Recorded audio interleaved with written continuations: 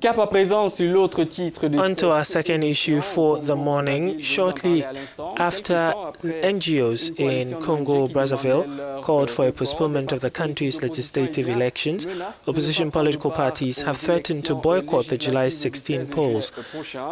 Two leading politicians, Claudine Munari and Matthias John, are demanding the release of political prisoners, electoral reform to guarantee transparency and an end to violence in the Pool region.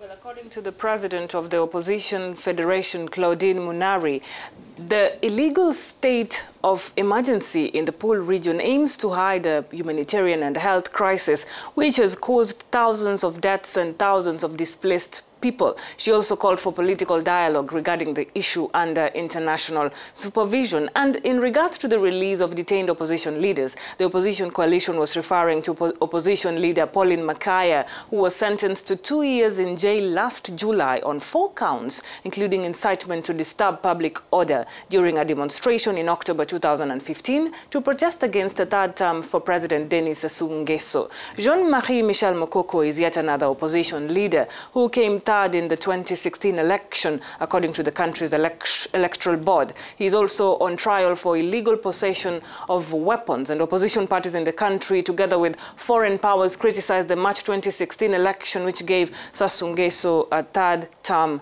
in office. We are now joined by Jean Itadi, president of the LOCAP, the African Congress for Progress opposition party, to talk about the threat made by the opposition coalition in regards to the upcoming legislative polls. Good morning, sir, and thanks very much for joining us on the program. You have given your conditions before taking part in the legislative elections in July. Can you please give us an idea of what is causing the deadlock in your opinion? The electoral register used to organize the last election is fake. Since then, the Congolese political class, including the Congolese Labour Party, has called for a revision of the electoral roll, that the count be retaken, that there be an independent electoral commission, a better carving of the electoral system,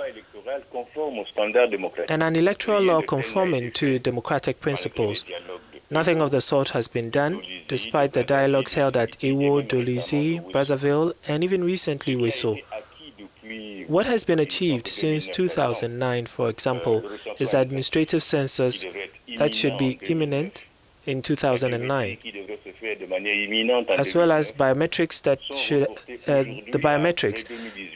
But today, all that has been postponed till after 2018 because the government doesn't want a real census and in reality true, free, fair, transparent elections.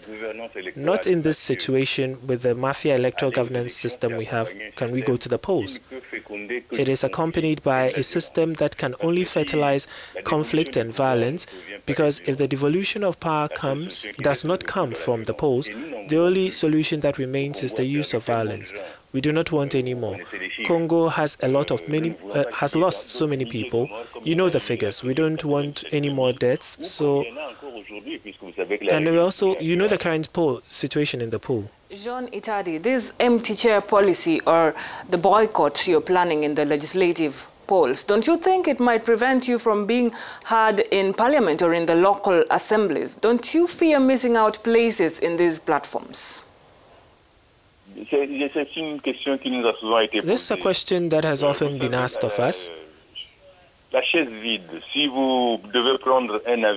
If you have to take a plane or board a plane and you do not, then there's a crash.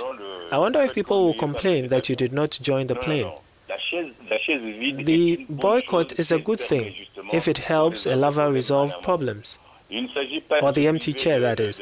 It's not a matter of depriving ourselves of the offices of members of parliament, senators and the like, but what is good is it if Congo burns tomorrow? And do you think you have a chance of succeeding in getting your demands as the opposition coalition, despite the disagreement with other opposition factions who have not hidden their intention to participate in the upcoming polls? No, we just think that there are people who care only about their stomachs and their seats, and others who think that Congo is much more important than the positions one can occupy.